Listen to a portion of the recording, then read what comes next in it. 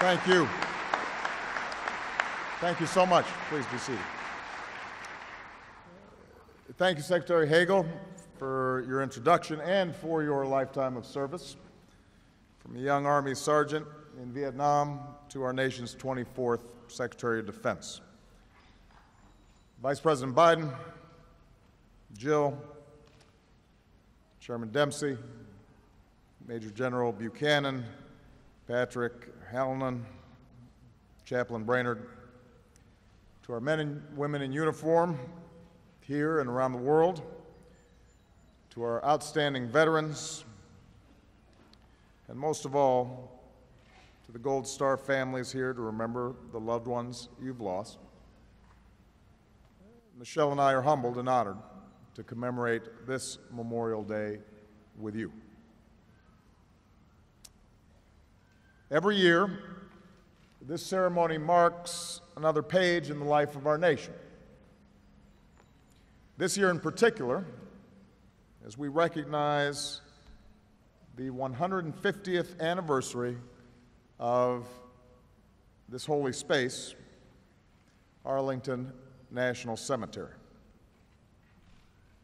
150 years ago, war raged on hillsides and farmlands not far from where we gather today. A nation ill-prepared for war found itself overwhelmed with the task of burying so many of its sons. So we declared upon this hill a final resting place for those willing to lay down their lives for the country that we love.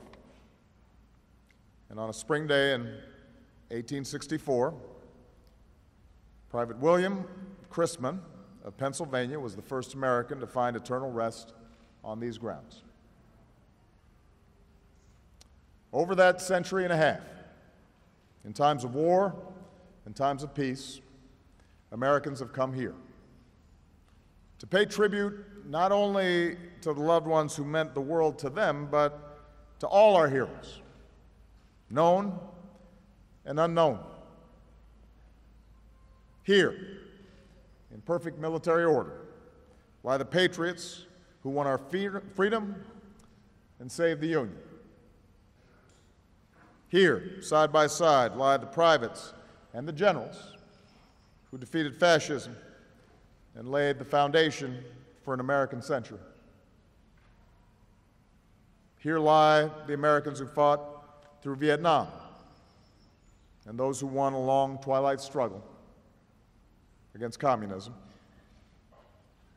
And here in Section 60 lie men and women who gave their lives to keep our homeland safe over more than a decade of war in Iraq and Afghanistan. Early this morning, I returned from Afghanistan, and yesterday I visited with some of our men and women serving there, 7,000 miles from home. For more than 12 years, men and women like those I met with have borne the burden of our nation's security. Now, because of their profound sacrifice, because of the progress that they have made, we're in a pivotal moment. Our troops are coming home. By the end of this year, our war in Afghanistan will finally come to an end.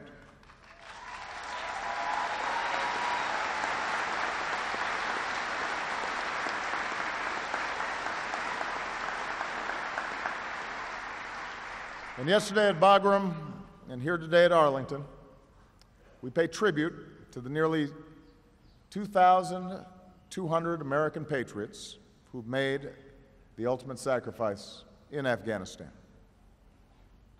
And we will honor them always. Today in small towns across America, in cemeteries throughout our country and around the world, and here on these solemn hillsides, the families of our fallen share stories of the lives they led.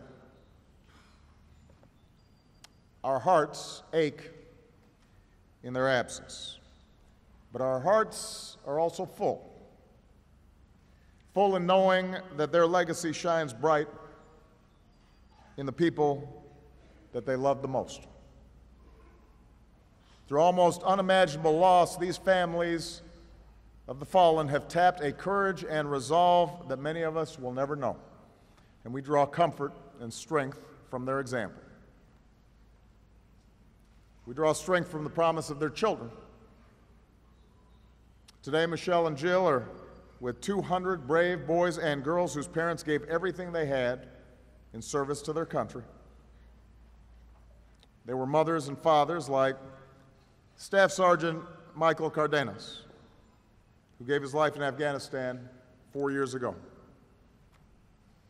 The years since have been hard for Michael's family, and yet, with the love of their mother, Macarena, his 3 youngest daughters have displayed a strength beyond their years. Mariela, the oldest of the 3, has become a mentor to other children who've lost their parents. Marilise, the middle girl, was used to her dad carrying her everywhere when she was little. Now 7, she shepherds her little sister, Mariana. And Mariana, who was just a baby when her dad was deployed, is starting to understand what it means that her daddy served his country. Mariela, Marilise, and Mariana are here today, and we say to you and to all these courageous children, your parents' bravery lives on in you. You will never walk alone. Your country will be there to help you grow up into the young men and women your parents always knew you would be, and that's our pledge to you.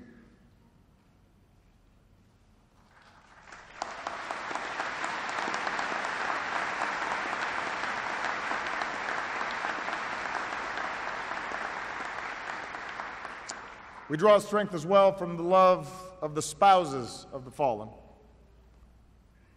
Sergeant First Class Joseph Gant was a young man but already a veteran of World War II when he met Clara Edwards on a train headed to California. He spent 2 years courting Clara before she finally agreed to marry him. And then when Joseph deployed to Korea, he told his young wife to remarry if he didn't come back. She told him no. He had a hard enough time getting her to say yes in the first place, she said. He had waited 2 years for her. She'd wait as long as it took for him to come home. When Joseph went missing in action, Clara waited. She waited 63 years. Meanwhile, our country continued to work to bring home the missing from all our wars. And then last December, his remains finally identified, Joseph returned home to be laid to rest.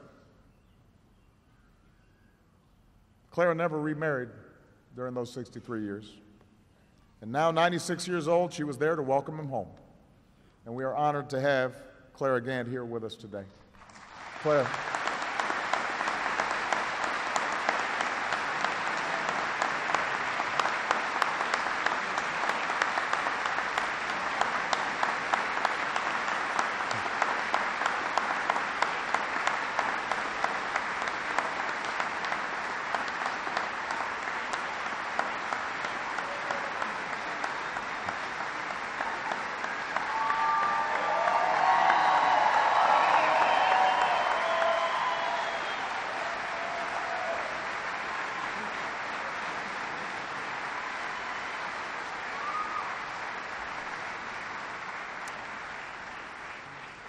We also draw strength from the parents who have given their sons and daughters to America. Earlier this year in my State of the Union address, I spoke of the remarkable story and grueling recovery of Sergeant First Class Corey Remsburg, who was severely injured by a massive roadside bomb in Afghanistan. And when he stood there in the balcony, it reminded our entire nation that we are blessed to be protected by patriots like him. But that was only part of the story. Today I want to close with the story of Corey's brother-in-arms, Sergeant Roberto Sanchez, who was killed by that same explosion. Rob wasn't a big guy, but his mother, Wendy, remembers that he was larger than life. always surrounded by friends and melting hearts with a devastating smile. Rob admired the Army from a young age, dressed up as a soldier the first time he went out for Halloween, and for many Halloweens after that. He meticulously arranged and rearranged G.I. Joes on his bedroom floor. And when he watched the Twin Towers fall that awful September day, Rob found his calling to serve his country. A proud Army Ranger who took care of his fellow soldiers just as he did his own family. He'd tell Wendy, "Mom, I'm your Superman." In October 2009, Rob was on his 5th deployment, and Rob and Corey were finishing a mission with their fellow Rangers in Kandahar, and that's when the bomb went off, and that's when this American family made a sacrifice, the depths of which few of us will ever truly comprehend. And in the years since, Wendy's dug deep to find the strength to live without Rob. She keeps in touch with Corey, who she finally had a chance to meet and spend some time with this past week, sharing their memories of Rob. She runs half marathons. She and her husband pour their hearts into raising their youngest son, Logan, who she says wants to be just like Rob, which she knows means she'll probably send another son into military service. Today, Wendy's watching this ceremony from a home near Indianapolis on a Memorial Day in America that has been made safe by her son's sacrifice. And every day, when she looks at the old photo of her and Rob that sits on her dresser, she's reminded that although he is gone, he will always inspire her and will always be her Superman. For the parents who have lost a child, for the husbands and wives who've lost a partner, for the children who've lost a parent, this day and this place are solemn reminders of the extraordinary sacrifice they have made in our name.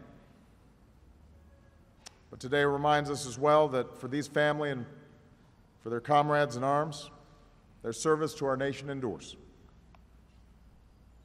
There are few who truly understand what it means to send a child into war or to watch a battle buddy give his life to save others. On this Memorial Day and every day, these are the families and veterans we're sworn to look after. And so here on these hallowed grounds, we rededicate ourselves to our sacred obligations to all who wear America's uniform and to the families who stand by them always. That our troops will have the resources they need to do their job, that our nation will never stop searching for those who've gone missing, who are held as prisoners of war, that, as we've been reminded in recent days, we must do more to keep faith with our veterans and their families and ensure they get the care and benefits and opportunities that they've earned and that they deserve. These Americans have done their duty. They ask nothing more than that our country does ours, now and for decades to come.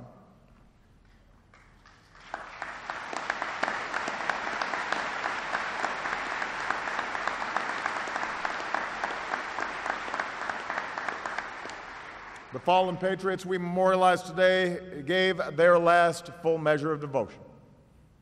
Not so we might mourn them, though we do. Not so that our nation might honor their sacrifice, although it does. They gave their lives so that we might live ours, so that a daughter might grow up to pursue her dreams, so that a wife might be able to live a long life free and secure, so that a mother might raise her family in a land of peace and freedom. Everything that we hold precious in this country was made possible by Americans who gave their all. And because of them, our nation is stronger, safer, and will always remain a shining beacon of freedom for the rest of the world. May God bless the fallen and all those who serve. May God watch over their families, and may God continue to bless the United States of America.